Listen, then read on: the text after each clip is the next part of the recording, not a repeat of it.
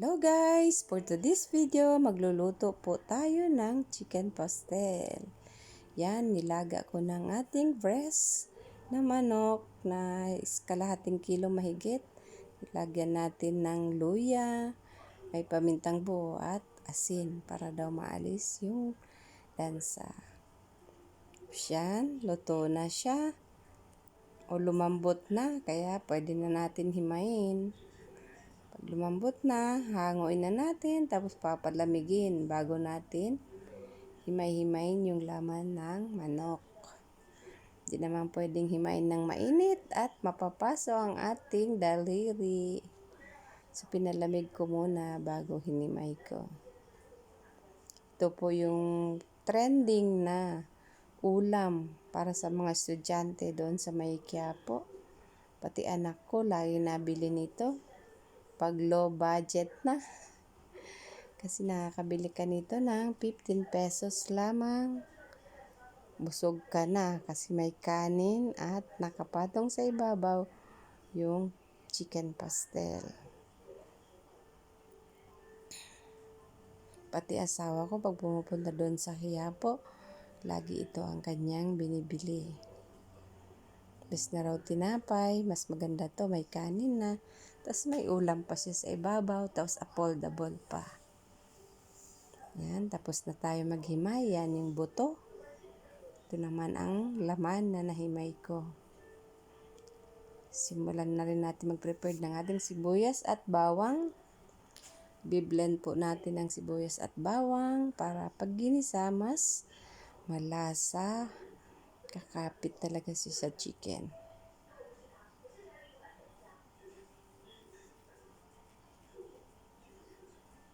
Isang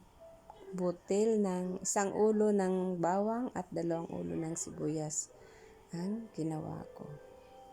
First time ko po magluto ng chicken pastel. Sana masarap. Yan, simulan na natin maggisa ng sibuyas bawang. Lagay na tayo ng mantika. Hulog na natin ang ating sibuyas at bawang na nakablend.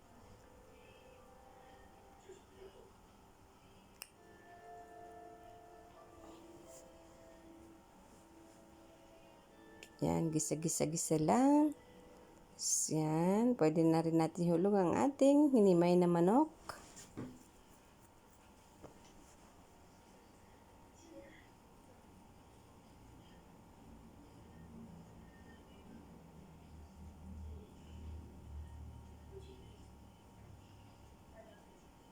Halo-halo-halo lang.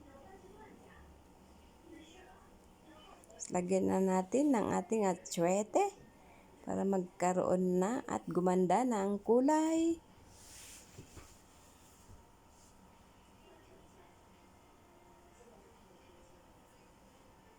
Yan, ganda na ng kulay niya, parang nakakatakam. Lagyan na natin ng toyo. Oyster sauce.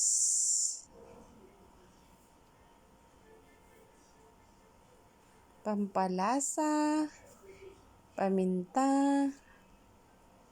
Tapos halo-halo ulit.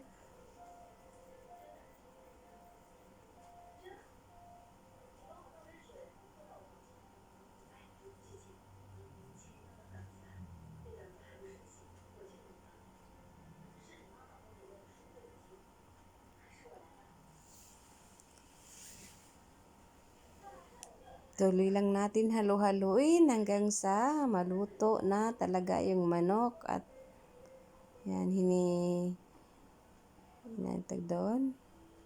pinipitchit ko ang aking manok kasi medyo malaki ang aking pagkahimay. Kailangan pala yung sobrang nipis ang himay mo sa manok, sa laman ng manok.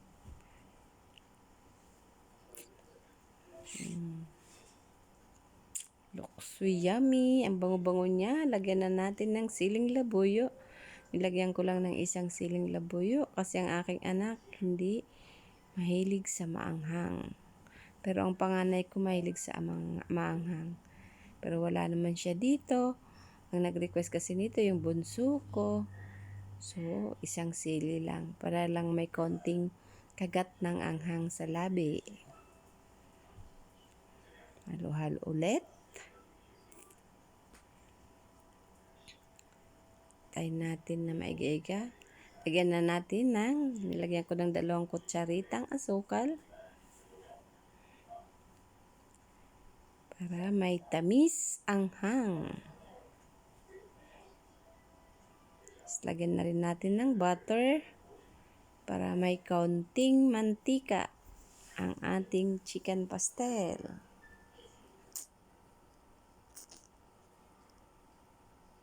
Diyan, pag naantay na lang natin malusaw ang ating butter. Yan, malusaw. Ayos na yan. Luto na yan. Ang bango-bango na niya. Kakatakam. Parang ang sarap-sarap. Okay na yan. Yun lang guys. Thank you so much for watching. Bye-bye and God bless everyone. Thank you so much. Bye-bye.